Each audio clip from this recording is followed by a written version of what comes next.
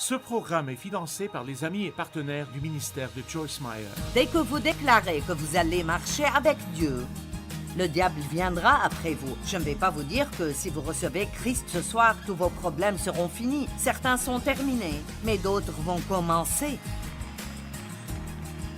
Donc pourquoi est-ce que je voudrais recevoir Jésus? Parce que votre pire jour avec lui sera meilleur que votre meilleur jour sans lui.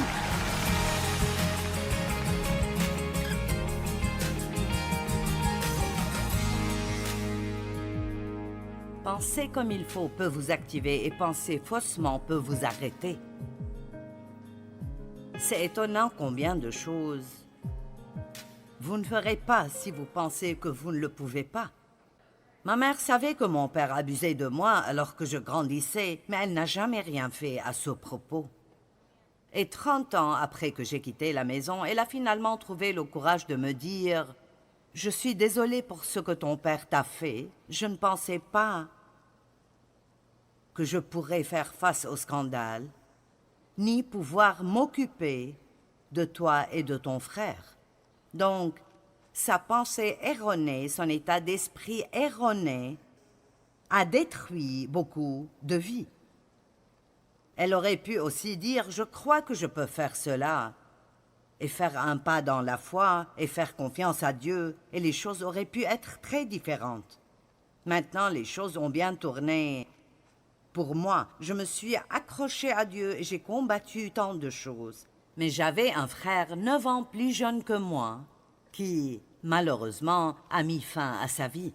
Et les choses auraient pu être très différentes pour lui, mais il n'a jamais dépassé cela et il a fini par prendre de la drogue quand il avait 17 ans et il n'a jamais pu s'en libérer. Donc c'est très important que nous réalisions combien nos pensées affectent nos actions, nos attitudes et nos émotions. Elles sont littéralement le précurseur de tout ce que nous faisons et tout ce que nous ne faisons pas. Maintenant, cet enseignement est pris de l'histoire des Israélites.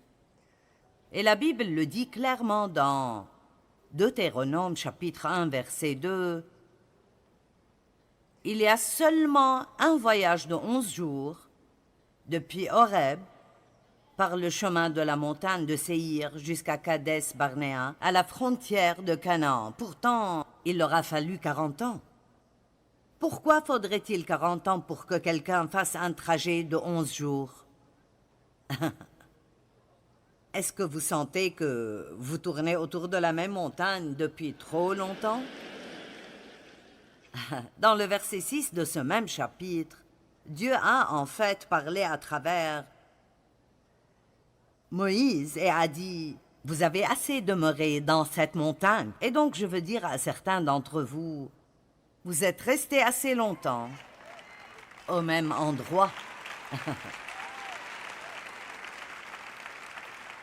Vous vous apitoyez sur vous-même depuis trop longtemps. Vous blâmez quelqu'un d'autre depuis trop longtemps. Vous vous plaignez depuis trop longtemps. Allez, il faut faire des changements.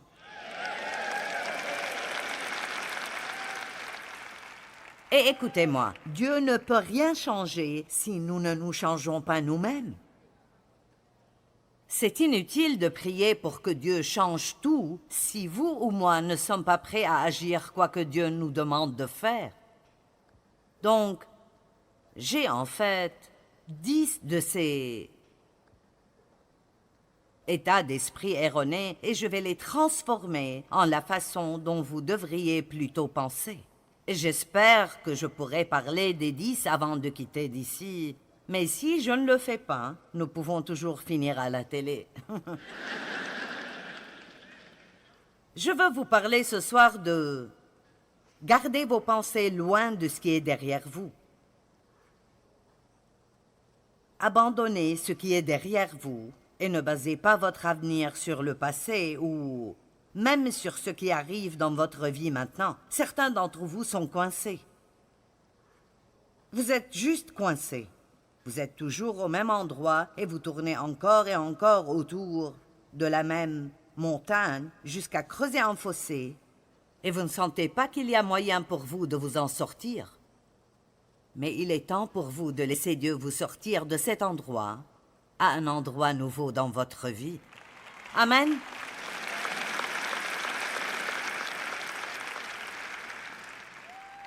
La Bible dit que Dieu a appelé les Israélites hors d'Égypte pour les faire entrer dans la terre promise. Je vous en ai sorti pour vous faire entrer. Dieu vous a sorti de quelque part pour vous faire entrer autre part de meilleur. Mais vous savez, vous devez abandonner les choses anciennes pour prendre les nouvelles en main. Amen. Parfois, nous sentons que nous sommes tirés dans deux directions parce que Dieu nous pousse vers l'avant et nous nous accrochons à ce qui est ici. Vous devez toujours abandonner quelque chose pour en obtenir une autre. Amen. Vous devez toujours laisser quelque chose pour arriver quelque part. Mais l'essentiel à propos de Dieu est que il sait ce qu'il fait, bien sûr, mais ce n'est pas très facile parce qu'il vous appelle hors de quelque chose avant de vous montrer où vous entrerez. Et donc la peur vient. Comme il a dit à Abraham, « Va-t'en de ton pays, dans le pays que je te montrerai. » Quelqu'un d'entre vous est comme ça maintenant? Vous avez abandonné une chose et maintenant vous sentez que vous êtes totalement confus et vous ne savez pas ce qui suit ou ce que vous allez faire? Vous savez quoi? Vous n'avez pas besoin de savoir parce que Dieu sait. Et tout ce qu'il veut entendre de notre part est « je te fais confiance ». Pas « pourquoi, Dieu, pourquoi ?» mais « je te fais confiance ». Maintenant, notre pensée a beaucoup à voir avec combien nous sortons rapidement d'Égypte à travers le désert à la terre promise. Vous savez ce qu'est la terre promise? Je ne sais pas pour vous, mais après plusieurs années à l'église, je suis devenue si fatiguée d'entendre parler des promesses, mais de ne jamais sentir que je les possède vraiment. J'entendais parler de la liberté, mais je n'étais pas libre. J'entendais dire que Dieu voulait me bénir, mais financièrement, nous avions juste le strict nécessaire. Il ne nous restait rien. J'entendais parler de toutes ces choses et je les croyais ou je pensais que je les croyais, mais elles ne semblaient jamais arriver dans ma vie. Est-ce que quelqu'un ressent cela? Soyez honnête, vous êtes fatigué de toutes ces choses dont on parle à l'église. Et c'est bien quand vous y êtes, mais quand vous rentrez chez vous, vous avez toujours les mêmes problèmes et vous voulez juste posséder les promesses. Vous ne voulez pas juste entendre quelqu'un en parler, vous voulez les posséder. Eh bien, les Israélites voulaient posséder la terre promise, et c'était la terre dont ils disaient qu'elle était la terre du lait et du miel, c'est-à-dire toute bonne chose. Dieu veut que nous ayons toute bonne chose. La Bible dit que ce que l'œil n'a point vu, ce que l'oreille n'a point entendu, sont toutes ces bonnes choses que Dieu a préparées à l'avance pour ceux qui l'aiment.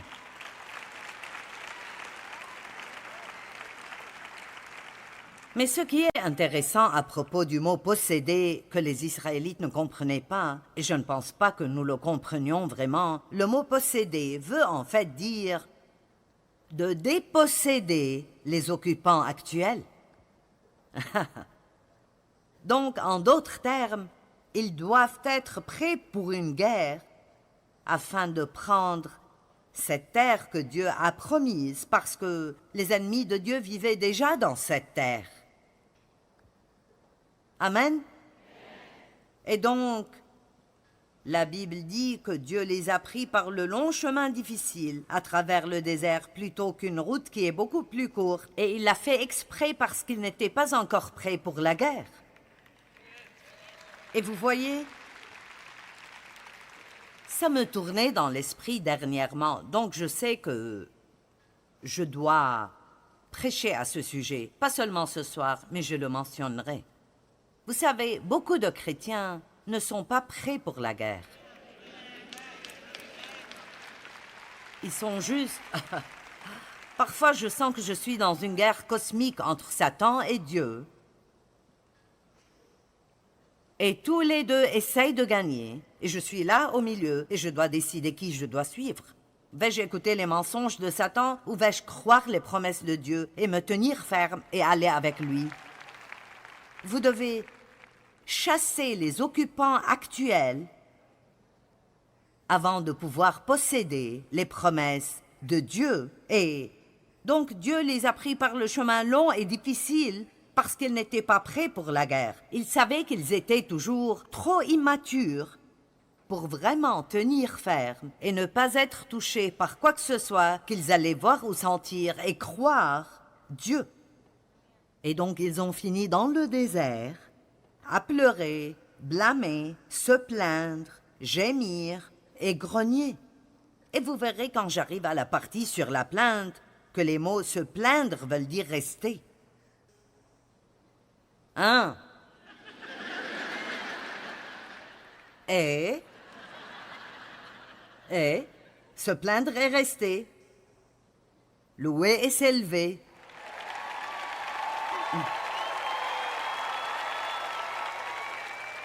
C'est ma propre citation spéciale. Plus nous nous plaignons, plus nous restons là où nous sommes. Et donc, ils ont erré là-bas pendant 40 ans, alors que ce n'était qu'un voyage de 11 jours, parce qu'ils avaient une mentalité erronée. Ils avaient une mauvaise attitude mentale. Ils ne savaient pas penser correctement. Alors, avant d'entrer dans les détails de ces différentes attitudes, parlons un moment de la pensée. Qui pourrait le supporter si je parlais un instant de la pensée? S'il te plaît, Joyce, parle-en. OK. Eh bien, Proverbe 23:7 dit que l'homme est comme les pensées de son âme. C'est une écriture très intéressante. Colossiens 3:1-2 dit « Si donc vous êtes ressuscités avec Christ, cherchez les choses d'en haut, où Christ est assis à la droite de Dieu. Affectionnez-vous aux choses d'en haut, ce qui signifie les bonnes choses, et non aux choses qui sont sur la terre. » Relisons-le. « Affectionnez-vous » et la Bible amplifiée dit « Affectionnez-vous et restez ferme. » Vous voyez? C'est facile de commencer un régime le dimanche après le dîner.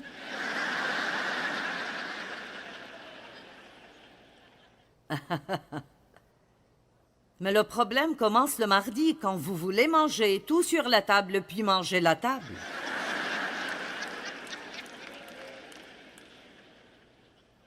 D'accord, je vais vous dire un secret, et vous n'aimerez pas cette partie. Si vous voulez avoir une vraie victoire, vous devrez être prêt à avoir un peu de peine.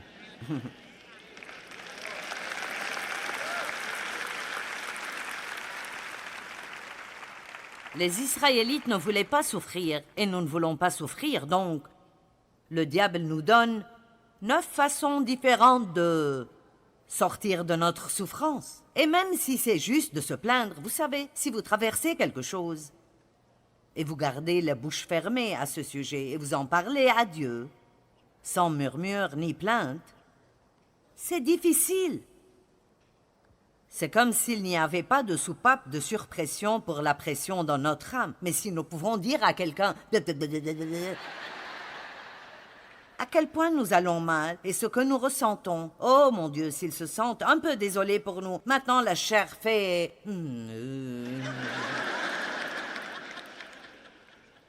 Vous prenez votre dose, puis vous tournez une nouvelle fois autour de la même montagne. Si vous êtes d'accord, c'est difficile quand vous êtes blessé de dire « Dieu, je veux juste passer à travers tout ça et en finir. Et donc je vais juste en parler à toi, sans grogner ni me plaindre. Il y a toutes sortes de souffrances, mais je suis très inquiète parce qu'il me semble, et bien sûr ce n'est pas tout le monde, vous êtes nombreux à être très forts, et vous restez ferme et vous ne reculez pas. Et vous êtes des chrétiens matures, mais nous savons tous que la majorité des chrétiens ne sont pas comme ça. Et je pense que les gens deviennent de plus en plus faibles Et ils ne peuvent tout simplement pas supporter beaucoup avant d'être prêts à abandonner. Et si tu ne le fais pas aujourd'hui, Dieu, alors je me tire d'ici. Je ne peux pas supporter plus. Tout est trop difficile. Nous devons comprendre que vous devez être prêts pour la guerre. Dès que vous déclarez que vous allez marcher avec Dieu, le diable viendra après vous. Je ne vais pas vous dire que si vous recevez Christ ce soir, tous vos problèmes seront finis. Certains sont terminés, mais d'autres vont commencer. Donc pourquoi est-ce que je voudrais recevoir Jésus? Parce que votre pire jour avec lui sera meilleur que votre meilleur jour sans lui.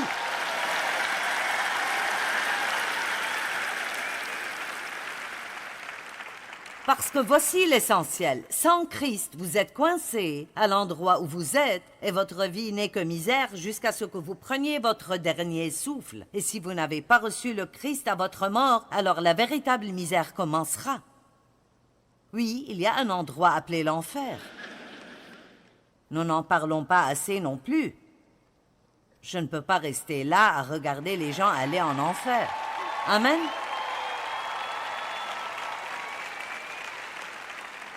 Et de temps en temps, un bon message sur le feu de l'enfer et le soufre, comme il l'appelait, serait bon pour nous. Amen.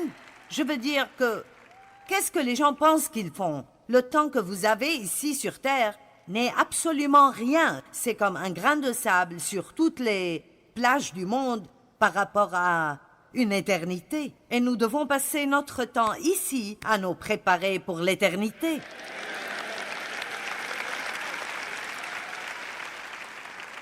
Et je vous dirai que, plus que tout, nous devons nous détourner de nous-mêmes, ne plus penser à nous-mêmes et penser à ce que nous pouvons faire pour quelqu'un d'autre. J'aime la chanson que Nathalie a chantée ce soir. Vous pouvez être un miracle. Tout le monde veut un miracle. Mais que diriez-vous d'être un miracle? Que diriez-vous d'en être un pour quelqu'un d'autre? Eh oui, si vous faites cela, vous mènerez une vie sacrificielle, mais vous serez si rempli et fécond à l'intérieur. Un désert peut être un lieu littéral, comme un désert, mais beaucoup de gens ont un désert dans leur âme. Tout est sec et stérile et peu importe ce qu'ils font, même les gens... Il y a beaucoup de chrétiens malheureux. Et vraiment, c'est un oxymoron. Les chrétiens devraient être les personnes les plus heureuses du monde, et pourtant ils ne le sont pas.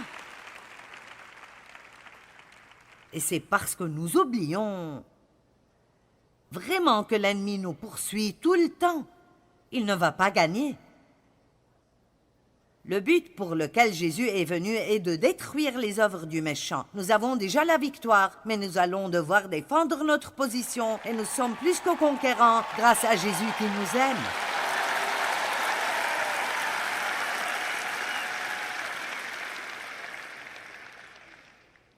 C'est pourquoi nous devons être un peu impertinents avec notre âme et dire « Pourquoi es-tu si abattu, mon âme? Garde le sourire sur ta face et sortez et comptez vos bénédictions et arrêtez de vous plaindre de tout ce qui ne va pas dans votre vie. » Vous dites « Eh bien, Joyce, si tu avais ma vie, tu ne dirais pas ça. » Eh bien, vous ne savez pas à quoi ressemble ma vie.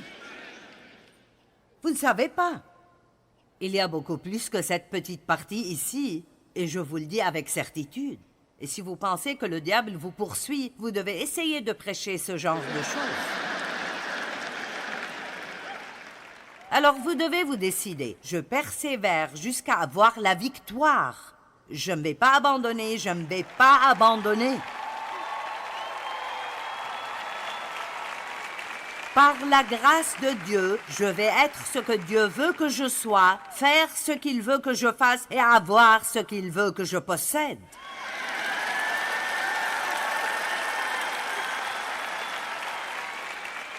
Et c'est pourquoi, peu importe ce qui vous est arrivé dans votre vie, avant ce moment, ici, maintenant, si vous n'aimez pas les mauvaises choses, vous devez les lâcher.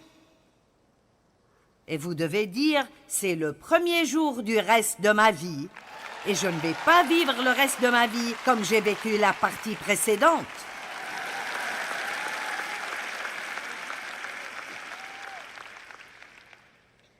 Les mentalités sont une chose intéressante. Nous nous amenons parfois nous-mêmes une mauvaise journée.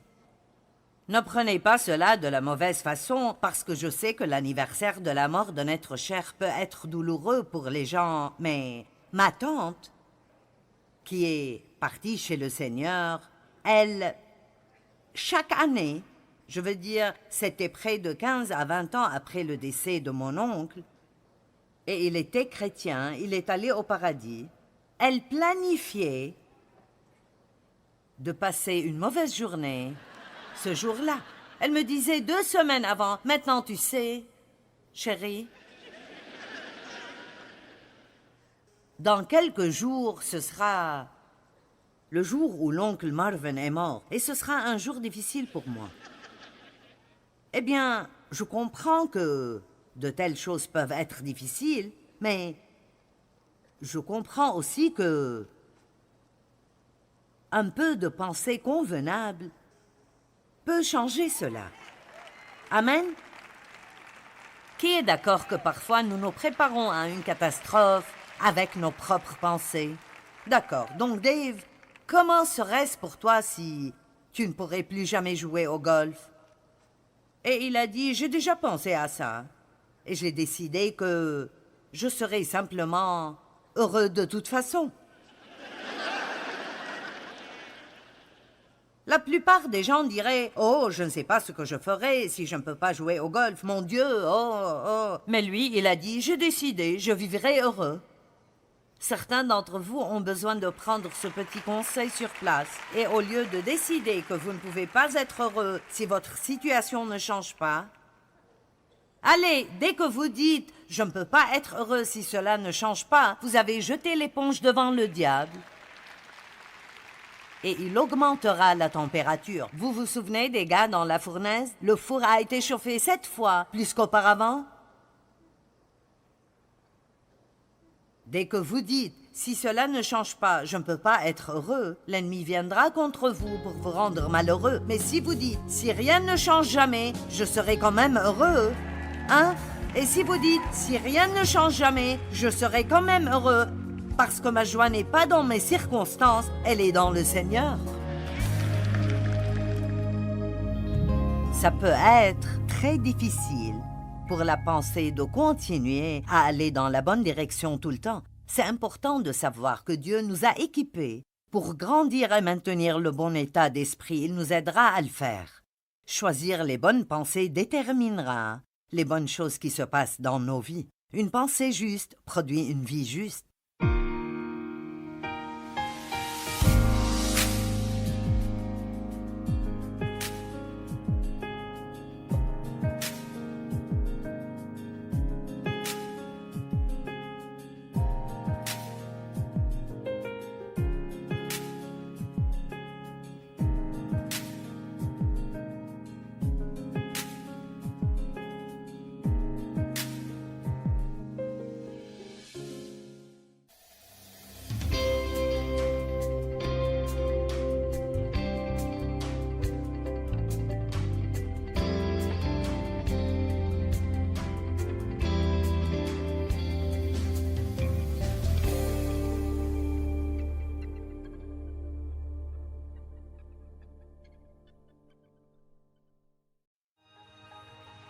Ce programme est financé par les amis et partenaires du ministère de Joyce Meyer. Vous devez commencer à penser et dire la bonne chose avant que la bonne chose ne vous arrive.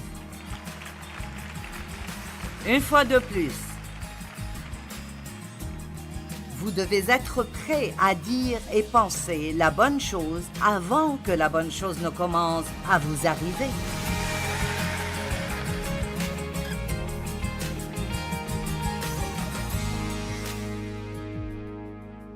Les Israélites n'avaient pas une très bonne attitude. Donc, parlons une minute à propos de certaines des mauvaises pensées et des attitudes qu'ils avaient. La première dont je veux parler est celle qui dit que mon avenir est basé sur mon passé et mon présent. Mauvaise façon de penser. Mon avenir est basé sur mon passé et mon présent. Les gens ne peuvent pas voir plus loin que là où ils sont. Vous devez pouvoir voir avec les yeux de la foi. Vous devez voir les choses dans votre cœur que vous ne pouvez pas encore voir avec vos yeux naturels. Et vous ne les voyez pas dans vos circonstances, mais vous les voyez dans votre cœur.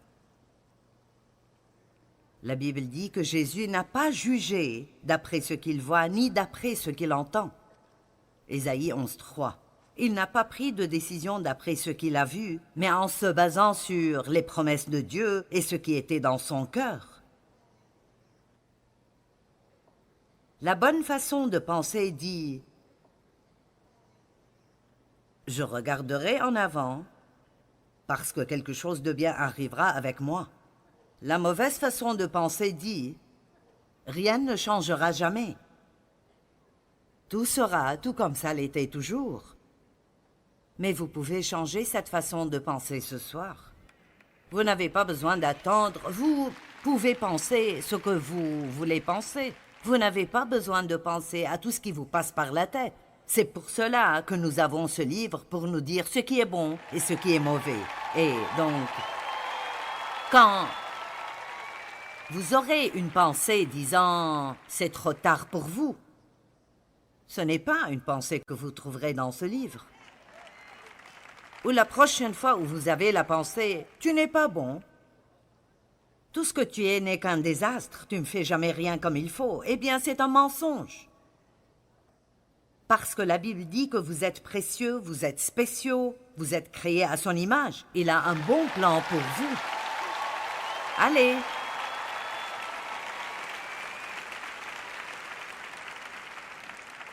Le diable dit, vous n'aurez jamais rien. Chaque fois que vous avez $1, quelque chose le prend. Vous n'aurez jamais votre propre maison, vous n'aurez jamais une nouvelle voiture. Vous dites, eh bien, c'est un mensonge. Parce que la Bible dit que Dieu se réjouit de ma prospérité. Amen. Et vous devez commencer à penser et à dire les bonnes choses avant que les bonnes choses ne vous arrivent. Je vais répéter ça. Vous devez commencer à penser et dire la bonne chose avant que la bonne chose ne vous arrive. Une fois de plus. Vous devez être prêt à dire et penser la bonne chose avant que la bonne chose ne commence à vous arriver. Vous appelez ces choses à l'existence bien qu'elles n'existent pas.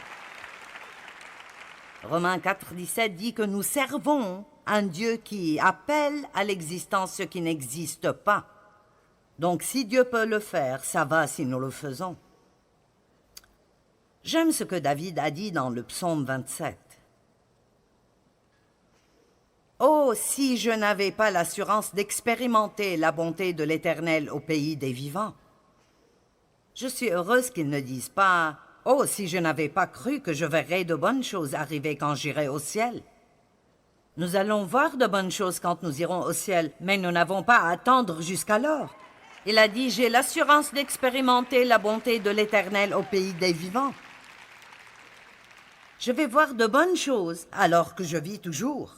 Je vais voir mes enfants avoir une bonne vie et je pourrai les regarder en jouir.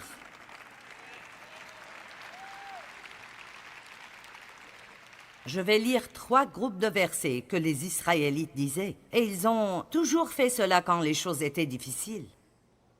C'est pour cela que je dis que nous devons être un peu plus forts. Nous devons être prêts pour les temps difficiles et ne pas nous décourager quand les choses ne vont pas comme nous voudrions qu'elles aillent. J'ai entendu quelqu'un dire qu'aujourd'hui, si un adolescent est insulté par une autre personne à l'école, il pense qu'il est harcelé. Maintenant, il y a du véritable harcèlement qui arrive et c'est mauvais, mais à chaque fois que quelqu'un vous vexe, il y avait des gens à l'école qui ne m'aimaient pas. Il y avait des gens qui parlaient de moi. J'ai survécu. Allez!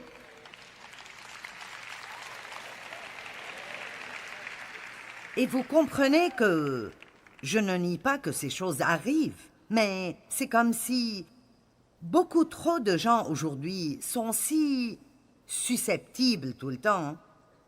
Ils se plaignent et murmurent constamment concernant ce qu'ils méritent et ce qu'ils devraient avoir.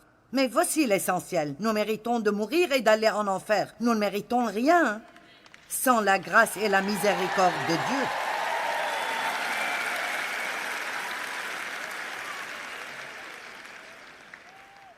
Je pense que je devrais dire que je suis vieux jeu. Et je pense que quand vous dites cela, eh bien, vous vous vieillissez, mais... Vous savez, je viens d'une culture où on travaillait dur pour ce que nous avons. Je me souviens de quand nous travaillions 1 an avant d'avoir une semaine de vacances, et puis peut-être 2 ou 3 ans avant d'avoir 2 semaines de vacances. Et maintenant, les gens veulent 3 semaines de vacances le jour où ils sont embauchés, et une autre semaine de congé de maladie, et des vacances quand ils ont un bébé, et des vacances pour ceci et cela et l'autre chose. Personne ne peut mettre de l'argent de côté s'il faut qu'il dépense tout. Ouh, certains d'entre vous n'aiment pas ça. Faites attention, en tant que croyants, nous ne devons pas être pris par cette culture de penser que nous méritons tout et que tout devrait nous être donné et le gouvernement doit faire ceci pour moi et il doit faire cela pour moi. Puis-je vous dire un secret? Pour que le gouvernement vous donne quoi que ce soit, il doit le prendre de quelqu'un d'autre.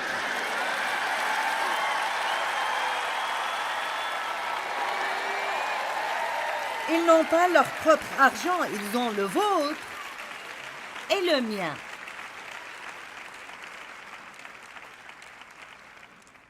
Wouhou!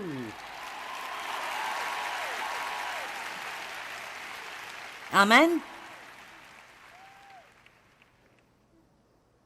J'ai regardé un enseignement d'une fille qui a eu une embolie et qui a une chaise roulante et elle est toujours en train de servir les gens. Un côté de son visage est toujours paralysé et elle a enseigné sur la bonne vie difficile. Et elle a dit, les gens pensent, soit elle est bonne, soit elle est difficile.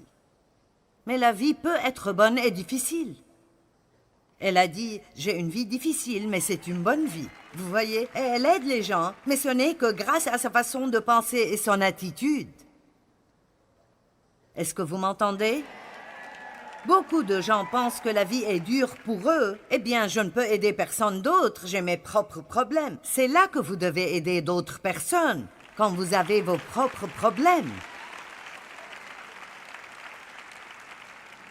Je pense que c'est dans Ecclésiaste, il est écrit « Celui qui prête trop attention au vent ne s'aimera jamais. »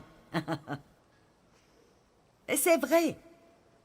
Nous allons toujours augmenter nos dons quand, et nous allons... J'aime quand les gens disent « Eh bien, Joyce, je te le dis, si j'avais $1 million, je te les donnerais. » Eh bien, vous ne le feriez pas.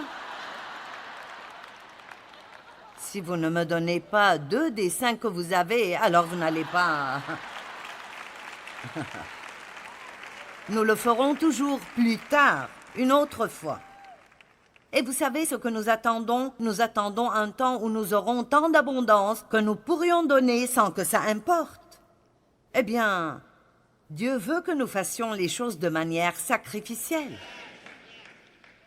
J'ai enseigné la parole de Dieu pendant des années avant d'être payé pour cela. Et j'ai quitté un emploi à temps plein pour faire ce que je fais. Et je gagnais plus d'argent que Dave en ce temps et on me payait toute mon essence et j'étais dans la gestion de la compagnie et Dieu m'a appelé à prêcher la parole et je ne la connaissais pas, je devais l'étudier. Et donc j'ai senti que Dieu voulait que je quitte mon travail. Et quand je l'ai fait, chaque mois, nous avions besoin d'un miracle pour payer nos factures. Il nous manquait $40 à chaque mois pour payer nos factures. Et j'ai pensé que sûrement, comme j'ai fait ce grand sacrifice, quelque chose de merveilleux allait arriver dans nos finances. Sûrement quelque chose allait arriver. Je veux dire, un proche que je ne savais pas que j'avais allait mourir, me laisser un tas d'argent ou quelque chose d'époustouflant allait arriver. Mais pendant 6 ans, je faisais du shopping aux brocantes. Allez, je peux faire des hamburgers de 1000 façons différentes. Et oh mon Dieu, j'attendais le jour où je pourrais aller acheter la meilleure qualité de viande, ou juste aller au supermarché sans ma calculatrice pour faire mes comptes, pour ne pas dépenser 1 centime de trop. Amen. Je voulais pouvoir aller au supermarché et mettre ce que je veux dans mon panier et aller payer et ne pas m'en faire du tout. Et je ne comprenais pas. Dieu me préparait pour la guerre parce que quand j'ai vraiment commencé le ministère, quand ce n'était plus simplement une étude biblique à la maison, mais un vrai ministère public, nouveau niveau, nouveau démon. Amen. Et vous devez être prêt pour cela. Allez, exercez ces muscles spirituels et dites « Je peux faire toutes choses à travers Christ qui est ma force ». Bien sûr, j'espère que ma vie sera belle et facile, mais si elle ne l'est pas, je servirai Dieu de toute façon. Je ferai ce que je suis supposé faire, quoi que je ressente.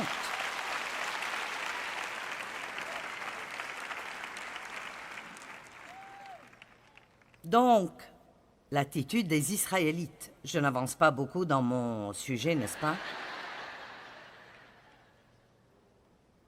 Nombre 14:2. Tous les Israélites critiquèrent Moïse et Aaron, et toute la communauté leur dit « Si seulement nous étions morts en Égypte, ou du moins dans ce désert. » Remarquez combien de fois ils ont dit qu'ils auraient aimé être morts. Si seulement nous étions morts.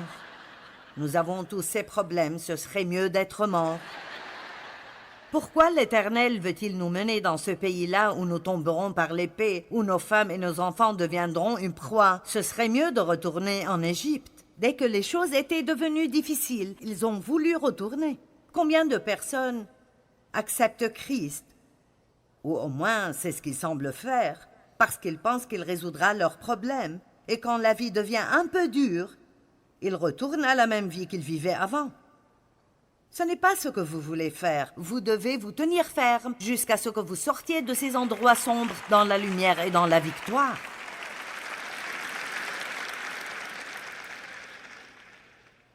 Et ils se dirent l'un à l'autre, « Nommons-nous un chef et retournons en Égypte. » Nombre 20, versets 3 et 4. Ils s'en prirent à Moïse et lui dirent, « Si seulement nous étions morts quand nos compatriotes ont péri devant l'Éternel. Pourquoi avez-vous mené la communauté de l'Éternel dans ce désert pour nous y faire mourir, nous et notre bétail? Pouvez-vous imaginer passer 40 ans à diriger 6 millions de personnes avec cette attitude? Ouh! Et vous pensez avoir des problèmes avec un adolescent? Allez, combien d'entre vous ont un adolescent et vous pensez qu'il va vous rendre absolument fou? Eh bien, je vous le dis, quand j'ai commencé le ministère, quand je l'ai commencé, j'avais 3 adolescents et un bébé.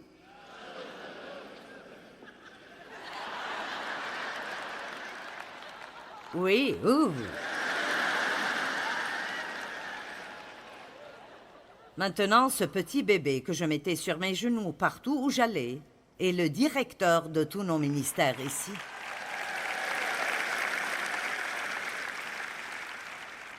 Et il m'a presque rendue folle.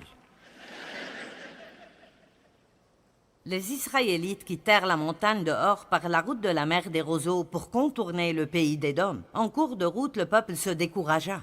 Ils se mirent à parler contre Dieu et contre Moïse. « Vous nous avez fait sortir d'Égypte pour nous faire mourir dans le désert, car il n'y a ni pain ni eau et nous sommes dégoûtés de cette nourriture de misère. Cette nourriture que tu fais pleuvoir miraculeusement du ciel chaque jour. Nous détestons ces miracles. Nous voulons de nouveaux miracles. »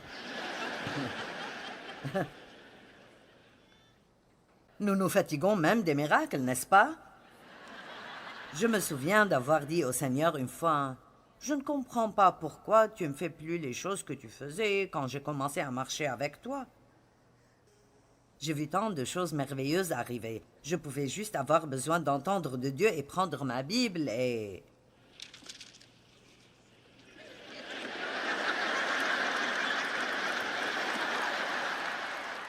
Et je recevais les réponses les plus merveilleuses, et même Dave était impressionné de temps en temps.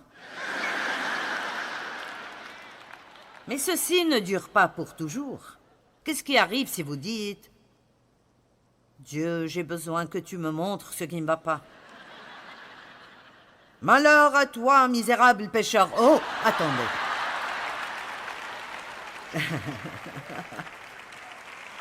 Laissez-moi trouver autre chose. Combien d'entre vous font ça? Vous faites Allez, je veux vous le demander. Que voyez-vous? Que voyez-vous pour votre vie?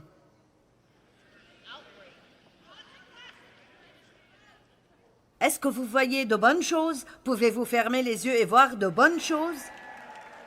Quand vous vous couchez le soir, pouvez-vous utiliser votre imagination sainte pour vous voir obtenir cette promotion au travail ou obtenir ce meilleur travail ou voir vos adolescents accepter Christ ou quoi que ce soit dont vous avez besoin? Vous savez, Abraham avait un problème avec son neveu Lot. Et tous les deux sont devenus si prospères que il n'y avait plus assez d'herbe pour tout le bétail. Et donc, ceci est dans Genèse 13. Et Abraham connaissait les dangers des disputes. Et donc, il est allé vers Lot et a dit qu'il n'y ait donc pas de dispute entre nous. Choisis la partie de la vallée qui te convient et je prendrai ce qui reste. Maintenant, combien de personnes feraient cela? Parce qu'en fait, il n'était même pas obligé de prendre Lot avec lui quand Dieu l'a envoyé.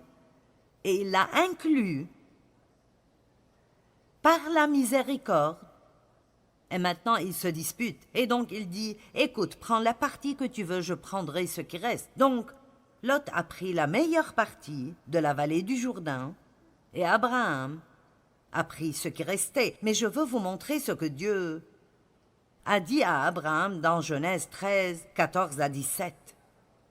L'Éternel dit à Abraham, après que Lot se fut séparé de lui, « Lève les yeux et regarde depuis l'endroit où tu es, vers le nord, le sud, l'est et l'ouest. Tout le pays que tu vois, je te le donnerai. » Il ne s'inquiétait pas pour ce qu'il avait perdu. Dieu a dit, « Combien peux-tu voir loin ?» Il n'était pas en colère et dans tous ses états parce que Lot a pris la meilleure partie. Il savait que s'il se comportait tout comme Dieu voulait qu'il se comporte, il importait peu ce que quiconque pouvait lui prendre, Dieu lui rendrait toujours plus.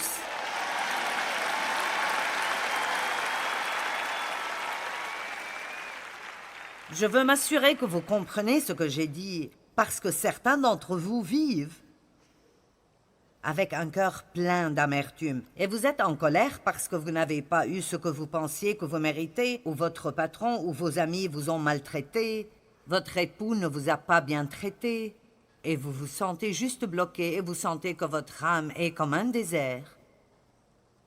Mais aujourd'hui, vous pouvez avoir une nouvelle attitude. Aujourd'hui, vous pouvez dire, « Qu'importe ce que tu m'as pris, Dieu le remplacera par beaucoup, beaucoup plus que ce que j'ai perdu. » Allez!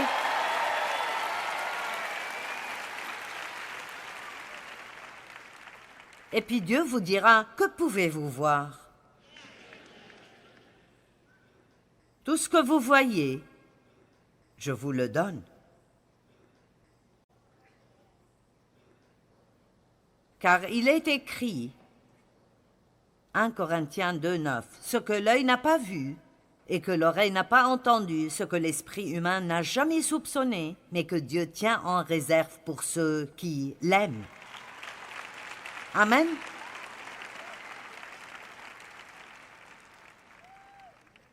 Et puis un dernier verset, 1 Corinthiens 2, 9. Je veux dire Éphésiens 2, 10. J'aime ceci. Nous sommes créés pour de bonnes œuvres et une bonne vie que Dieu a préparée à l'avance. Il est écrit, car nous sommes son ouvrage par Jésus-Christ, créés et régénérés par lui pour une vie riche d'œuvres bonnes qu'il a préparées à l'avance pour nous, des chemins qu'il a préparés afin que nous les accomplissions et que nous vivions la bonne vie qu'il a préparée à l'avance pour que nous la vivions.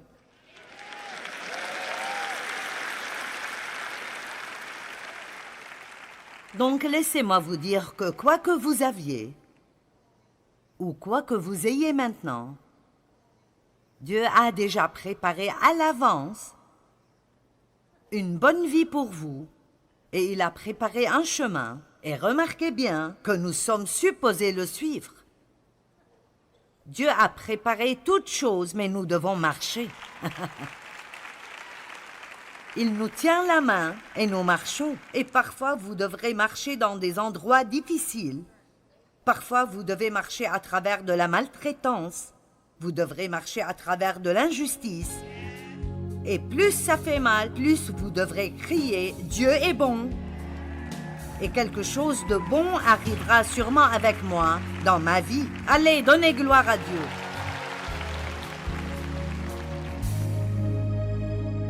Ça peut être très difficile pour la pensée de continuer à aller dans la bonne direction tout le temps. C'est important de savoir que Dieu nous a équipés pour grandir et maintenir le bon état d'esprit. Il nous aidera à le faire.